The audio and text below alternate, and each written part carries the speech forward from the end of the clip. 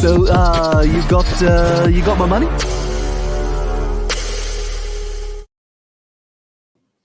Let's jump in. Welcome back to 10K Bets, the sports betting show in Minnesota, where we can try to at least take Minnesota sports misery and turn it into profit. That's kind of what this show is. Joined with me today, we got Mikey, we got Josie. Boys, how the hell are you doing? Yeah, I'm good. Kind of sad, to be honest. We got less than a month left of NBA and NHL playoffs. And then we get into the dog days of summer where it's pretty much just MLB until we bridge that gap to football season. So don't want to look too far ahead, but I can feel it. You know, we're down to 4 teams in the NHL and NBA each, and I know it's coming. It's coming up really quick. Josie, you've been missing in action. Yeah, I couldn't even think of the MIA. That's what I was trying to pull together. It's been I've been up since 3 a.m. I am gassed, just absolutely gassed. But we got to talk sports. So, just tell me, Josie, how the hell you been? I'm still reeling from that Twins loss yesterday. Emilio Pagan, as we all know, is not that guy, and he will never be that guy. And I think he needs to be DFA'd. It's so funny too, because like speaking of this, shout out Darius in the chat again as well too. Just got his shirts, came in from the shop today. I want to know which ones you got. Let us know. Tell us. But speaking of the shop, it's pretty funny. The guys we deal with, if you guys, we do all of our shirts with Duluth Screen Printing Co. up in Duluth. Obviously, we wanted to try and go local. Phenomenal guys. And so this morning, we were talking about Cy Young stuff, right? And I ended up shooting over our brand new design because Minnesota is on the verge of having themselves a Cy Young winner, or at least have good odds to. Will it happen? No, because it's Minnesota. But we got very good odds to, and I think we can do a push if you buy the shirt. But I messaged over to the Duluth Screen Printing Co. boys, and I was like, hey, here's this design we got going for us, the sunny side up, frying the egg up. And his immediate, one of the main guys' responses back immediately was just like, tough about that Pagan, that Pagan loss last night. I'm like, par for the course, man. That's just how it is. Which reminds me as well, too, if you want to get yourself some merchandise, the link is in the bio. I'm rocking one of the shirts right now. We got the Minneapolis Rakers shirt. See if I can stand up for that one. As you see, Josie's rocking the Joey G Revenge Tour, which is live. It is active. It is going right now. Joey Gallo is out of this world. And then looks like Darius got the Mini and the Paul with the Buck and Correa one. Love it. As well as the Atlanta 10,000 race. Love it. Love it. Appreciate the support. We obviously cannot do this stuff without your guys' support. And our hope is that we continue to do this and hopefully do this for a living as well, too. I would love to talk sports betting for a living. But we got to dive into some action right off the bat because hockey is starting right now. So let's dive in, chat to puck. So tonight, obviously, we have Carolina versus Florida. And then on the other side of things, you have Vegas versus Dallas. Now, I want to talk odds because it is absolutely shocking to me because I love the most underrated team in all of playoffs right now, which is the Florida Panthers. If you wanted to bet them for Stanley Cup odds, that was sitting at +3. It was like 350 or 300. I can't remember for sure, but +300, 350. Either way, money. I am taking Florida Panthers. They look out of this world. They're absolutely wheeling, and they haven't stopped. And so I'm surprised they're getting sewered as much as they are. It's like shocking to me. But I guess, Mike, we'll talk to you first. What is your thoughts on that? Yeah, I was shocked when I looked at it again today because I was like, well, when they went up 2-0 or 3-0 on Toronto last round, like they were the betting favorite to win the cup. And then they went back now with Carolina becoming the favorite. I think Vegas is the wagon, though. I think them +240 they are deep. They are deeper than anybody left in the field. So I love Vegas. That's why I'd roll with. But that Eastern Conference one's really interesting to me because I've just had a long-standing thought that Carolina can't win on the road in the playoffs. I think they've ended both of their series on the road with road wins. So that's a little bit more promising. But again, like it's still there in the back of my mind. Like, if they have to close it out on the road, can they do it? I don't know. Like I still think it's a little sus. And I mean, the Panthers have just been world beaters, like to get to this point. So it's like, I mean, the Tkachuk trade still just absolute highway robbery. Probably what I think you could make an argument for Pavelski even with the time miss, but I think Tkachuk's been the best player in these playoffs. You know. I would agree with you. And the funny thing about this, Josie, I want to get your opinion as well. But the funny thing about this whole thing is like my old man came up to me at soccer. So we're at my kid's soccer game. Nothing's going on. They're all terrible. They can't kick the ball. They can't score goals. So it's very dry. So we're talking sports betting, obviously. And what he's like, who do you want to win the whole thing? And I was like, there's a lot of storylines here that are pretty cool. Obviously from Dallas, you got the Joe Pavelski thing. And then you can do this, the boss man spin zone, we'll call it, where you're like, if Dallas wins, we lost to the cup. Like the cup winners, what are you going to do about that? They were just a wagon that year, right? We'll find any sort of excuse or anything to grasp onto a little bit of hope there. And I think that's the way that we spin that one. If Florida Panthers end up winning it, Tkachuk thing, right? It just shows that Calgary was indeed just a dumpster factory. And you could argue the exact same thing for Vegas if Jack Eichel wins as well, too, because Buffalo, everyone knows their shit, but if Eichel wins a cup within the 2 years, I think this is his second year now out of Buffalo, it makes them look very bad. So Calgary and Buffalo have a lot on stake or a lot on the line here, despite not being in playoffs. And then obviously Carolina Hurricanes, you got the Burnsy effect from Minnesota as well too. You want to see him win some hardware as well too. And Rod Brind'Amour will solidify himself as probably the best coach. Bold statement, probably the best coach in the NHL right now. And he's proven year after year, they make it to playoffs. They have a good run. They usually get screwed. And right now they're sitting in a good spot. I wouldn't be surprised if Florida makes it out of this and is still in the underdog in the Stanley Cup final as well, too, because it's Vegas or Dallas. They're going to side with Vegas or Dallas, which is crazy because the East has been an absolute wagon all year long. So I don't know why they would even dog Florida. But Josie, what are your thoughts on that? I really haven't followed the NHL playoffs since the Wild have been eliminated. It was too depressing, or more pressing matters to tend to. But I don't. Florida, what were they? They were the last seed, correct? And yeah, to be, dogs. No, I don't get it. They're not supposed to be here. Mm-hmm. That's been the whole thing. They're not supposed to be here, but yet here they are, and I don't understand that whatsoever. I know Carolina is very, very good. Very good, but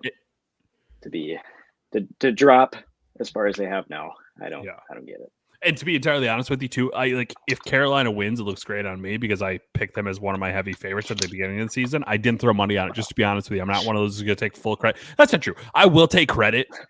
I will take full credit, even though I did put money on it because I'm just that big of an asshole.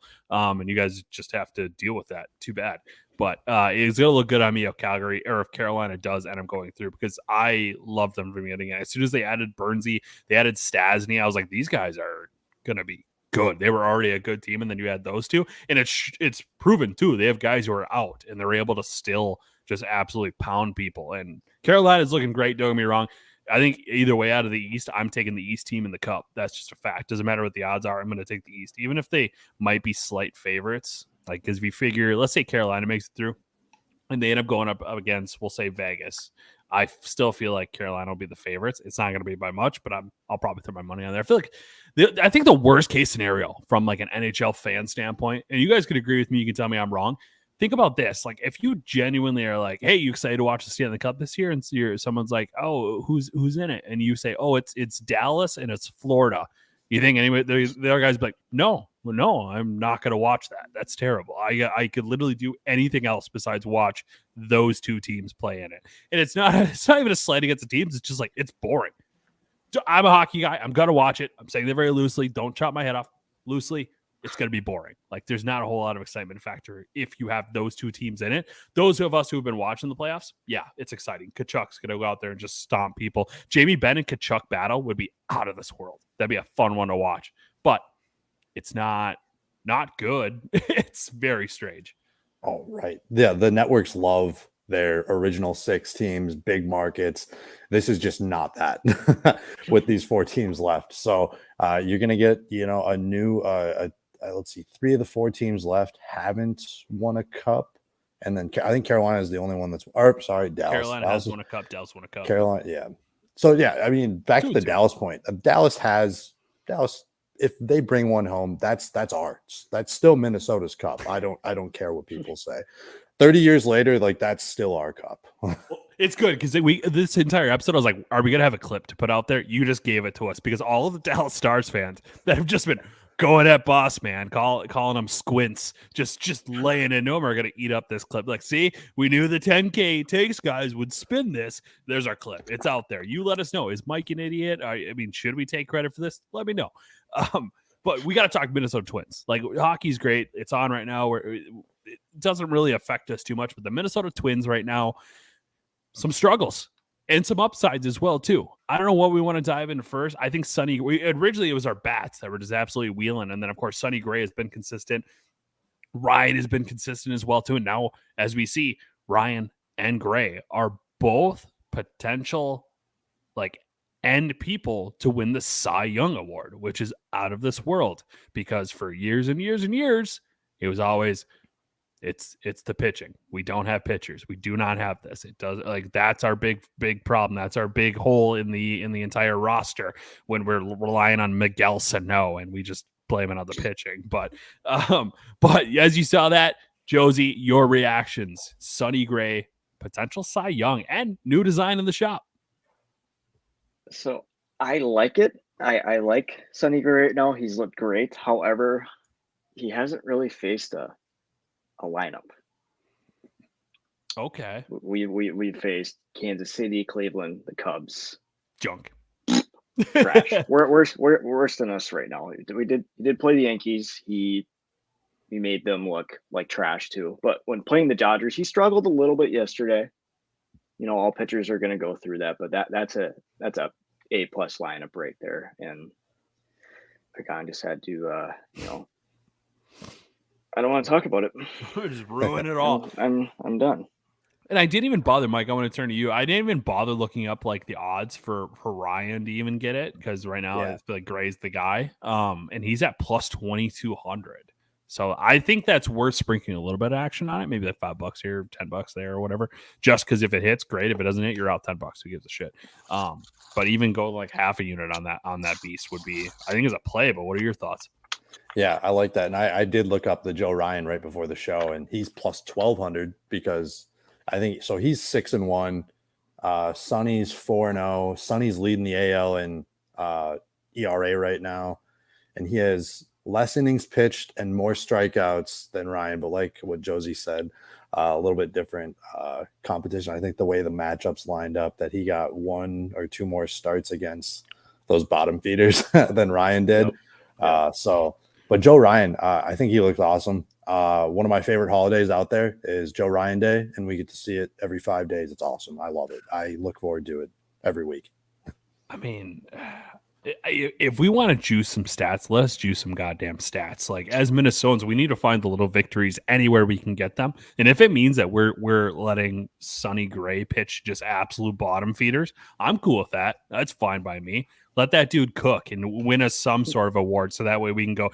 And that's the worst part, is we're going to pay him out the ass next season. He's going to make so much money. Whether I know, but he'll still win. That's the thing, though, is like people will, if not us, it'll be somebody like Miami's going to be like, oh, there you go. Yeah, I'll take it. Like, Boston. And he's not going to survive in that sun. You've seen his skin tone. He's not making it.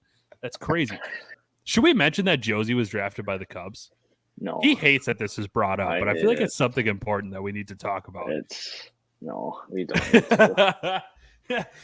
My buddy is a Cubs fan, by the way. He lived in Chicago for a brief little bit, and I brought up to him, I was like, "Did you know one of my co-hosts actually was drafted by the Cubs?" He's like, "Oh, did he end up like going?" And I'm like, "No." He goes, "Oh, sweet, he made the smart move." I was like, "Oh, all right, yeah."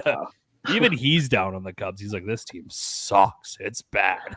Oh yeah, not as bad as the Sox. Sox are. Yeah, they were, and it's funny. They were supposed to be they were the favorites to win the Central, and here they are, rightfully so. And it's sweet victory. It's wild. It's wild to see that, like, just how dog shit the White Sox are. Yeah, the entire AL Central is just. Well, we could win the Central, winning 82 games this year. That's true. It's wild. True. Detroit's in second place right now. What's going on? Like, oh my goodness. And like the Cubs, like, are they back to being the lovable losers? Like, they're like, we're done with that tag when we won the World Series. It's like, you guys are right back to being the lovable losers. Yeah. I thought they were better when they came up here to Minnesota last weekend. I thought they were in better standing. Like, they're 2 games under 500. I was like, what? Like Cody Bellinger. like everyone shit on that signing right away, and then he's been like one of the best outfielders in baseball since. And then I don't think he did anything in the 3-game series here in Minnesota. Oh. So. But yeah, there's a lot of deceiving stats out there right now. If you look at like the winning percentage for a lot of these teams, like it's pretty deceiving. Like even the fact that the Tigers are up at a 4.63 is what I'm seeing right now. It's like they're not that great. Like I don't know. It's what do the Twins got to do to turn it around? Bats aren't working right now. Like they're just not. It seems like they're so up and down. It's crazy to me. I mean, we sure made Hall of Famer Clayton Kershaw look bad the other day. I was going to say, to be fair, putting up 16 and whatnot is okay. we seem to do this every single year. When the bats are bad, the pitching's good, and we still lose. And when the bats are good, the pitching's bad. And I hope that this time, when the bats start to heat up again, the pitching can help guide us to a couple more W's than last year. So, right. Specifically the bullpen. Typically when the bats are good, the bullpens is what we still get the good starters, but Rocco doesn't let them go through the order a third time. They just got gas too in LA, and that's why I don't fault them for using Pagan. I mean, we had no other arms after that extra inning. Let's give Pagan the benefit of the doubt this year. I don't think there was any, and this is going to be a hot take because everyone just wants to burn him on a stake. I get it. He's been better this year. That's the title of my blog. Yeah. Fire him into the sun is the other one you hear. And to be fair, he's been better this year. They haven't put him in as many high profile situations. Like they tried to make him our closer last year. That was just not a good idea. And I don't think it's his fault. I'll be honest. I think it's Rocco's fault more than anything because he does not know how to manage his arms. The starting pitchers are begging for them to get more innings because they're so good. Why exhaust our bullpen here in these early months? Like just let our starters cook, man. And it's been little bit better this year. But still overall, I think he's got the choker on his pitchers. And it does worry me a little bit. He's watching the pitch counts. I can't fault him for pulling these guys 90 pitches after 5 innings, 6 innings. The bullpen should be able to shoulder some of the load, but at the rate he's going, the bullpen's going to be burnt out by the end of June. Are we ready to celebrate Carlos Correa jumping up to a .203 batting percentage? Yeah. Oh, yeah. No longer Miguel Sano territory. Yeah, it's true. It's glass half full. If that's the way we want to spin it as well, too. It's just my luck that we make T-shirts based on people, and then they just don't do well. So I'm praying the Sonny Gray curse doesn't happen because this has just been a constant thing for me. We make the Bucks and Correa one. Bucks has been playing great. Correa's bats have come up, but if you're only coming up from a 0.180 to a 0.2 something, I don't know if we bust out the party streamers and shoot off flares or anything like that for that, but especially when you're paying them that much money. And to be fair, can I bring up something? This is something that bothers me that isn't talked about enough. And I just did it. So I'm going to critique myself here. People who bring up the money aspect of things, I think are dorks. Like you're just a dork. You call yourself a dork? Yeah. Oh yeah. Yeah. Look at the glasses. I think you're an absolute loser if that's like your biggest concern. I think hockey is kind of an exception. Does that sound unfair to say because they have such like tight caps and whatnot? But like when it comes to these other sports, who cares? It's not your money. Like, I mean, you're paying the $14 beers, so maybe technically it's a little bit of your money, but I don't think that's something to be whining about where you're like, this guy makes that much money and this is how he's performing. It's not coming out of your pockets. Who cares? Like you just shit on him. It's fine. But like, why does the money aspect fucking matter?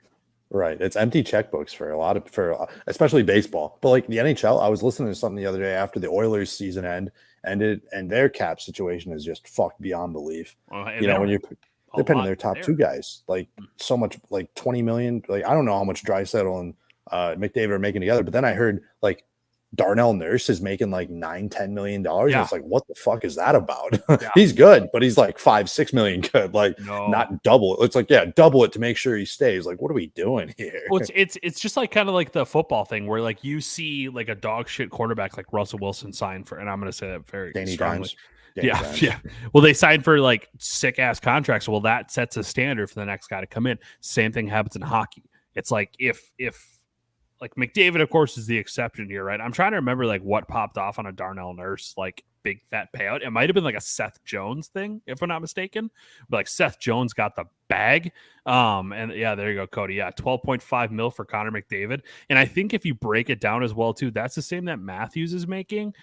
His is like close to 13, and even Marner's I think is at like 11, 10, 11 in that range as well too. The fact that they don't ever somehow end up in cap hell just blows my mind.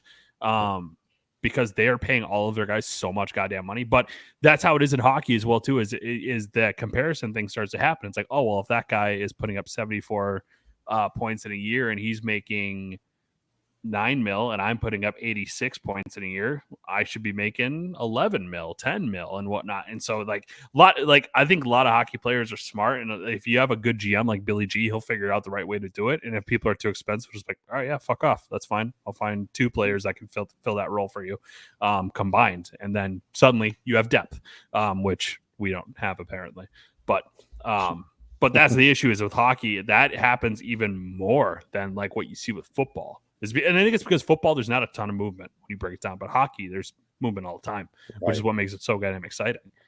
And they got to just nuke all those Canadian rosters like Toronto and Edmonton. You just got to blow it up. I mean, maybe Toronto more so than Edmonton, but like Edmonton's just got a weird roster build up. And they like more than anything, they just need goaltending. You need a defense to support a goalie. Something on the back end. Like obviously you have the scoring, power, but you can't just be like expecting to score 6 goals a game to win in the playoffs. And they're playing so many minutes too. Yeah. With I think like the ice time for the Draisaitl and McDavid line is just ridiculous compared to like when you see other first lines that were playing in the second round. It's just like, but part of that's the power play. They're so heavily relying on the power play. I get that, but still, like, that's a lot of ice, and you get burned out. If you ever, there's 2 things I'm going to bring up here. 2 things. There's one way you can save Canadian hockey on a professional level, and that is by moving the Yotes to Quebec. That's all you have to do. And then Canada will be fixed. Even if they don't win a cup, it's fixed because Quebec is back with some of the sickest jerseys that ever existed. Now, the other point I was going to say to this is if you're not, and I brought this up a couple times, I don't know if it's on this show or other shows, if you're not that impressed with Leon Draisaitl, like you should be, you're a dummy if you're not, but what'll make it take it to the next level, especially as non-hockey guys, what I want you to do when you get a second is just Google search Leon Draisaitl's curve. That's all you have to do. And if you look at the stick, like the curve that he uses on his stick, and then put that up right next to his stats, put it right next to each other, and then you're going to be even more impressed by the numbers that you see on that page because this dude is using the flattest curve in the entire world, and it's long too. So it's like a longer blade. He's basically swatting the puck around with a canoe paddle. He's putting up this many points. Like imagine if he had like McDavid's stick or whatever. Some of these German cats are strange, man. Strange. I was expecting like a fish hook. I thought you were going to say his curve is just like, I don't know how he keeps a puck on there. Like, yeah, it's even crazier that it's that flat because nobody uses a flat curve anymore. It's so rare. And when they do, they still end up having themselves a nasty toe hook for puck protection. And that guy, Draisaitl, is a corner guy. He's a passer. He's doing nasty things, and he's scoring these goals. Sometimes when you watch his goals, it's so dinky, and I think it's because its curve is so fucked that like nobody knows. Goalies can't even be like, it's going to go somewhere. I don't know where. It's just impossible to read. But try looking up his curve. It's one of the sickest things you'll ever see. Oh, my. By not being sick. It's very strange. It's a weird little scenario. I'm so straight. My curve is straight. I don't have to prove anything. Ladies and gentlemen, it was a reminder. Make sure you check out the 10K Take shop right now. We got tons of Twins merchandise going on right now. Transition to golf. Not a whole lot of golf thought to talk to. Did I mention I was up at 3 a.m? This is tough to host this show, but we are seeing some surprises in the golf world. It's only day 1, so you're going to get the argument that Live Tour does 3 rounds. No wonder the golfers are looking so sick. It's day 1. They think they're almost done with it. Shut up, idiot. And I think that Brooks Koepka disproved that. It was the Masters, one tournament, but still, it's besides the point. Brooks Koepka played out of his mind. But we're seeing some surprises, not just on the Live Tour side of things, but the PGA side of things. Jon Rahm, 121 today, 6th or hitting 6 over. Tough. And then on top of that, on the very top of the leaderboard, you have Bryson DeChambeau, and you have yourself Dustin Johnson up there as well too. Live Tour looking good. How do we feel about the Live Tour? Josie, you're a golf snob.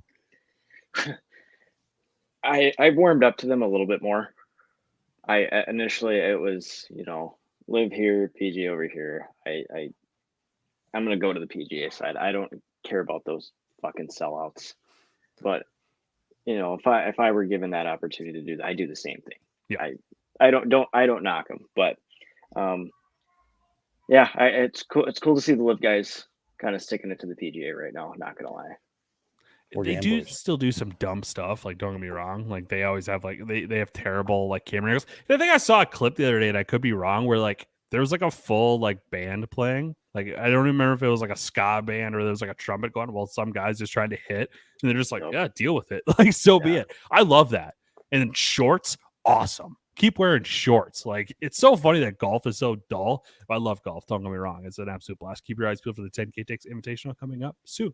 But I love that shorts is like oh yay, golf is fun here. Let's outside of the money, let's go there. But I don't That's know. funny. That's funny. No, I like we're gamblers, man. Of course, we go get our bag in a second too, right? Yeah.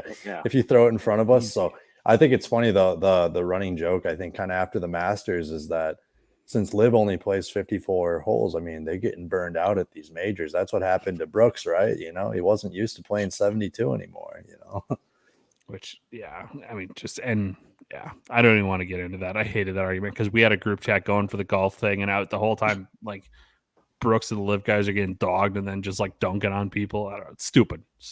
But Got to show up I on don't know. Sunday. That's right. All right, boys, any final things you want to get out there before we wrap up the show? Relatively shorter one today. Daddy's sick. Been up way too long. Got to go to sleep right after this one.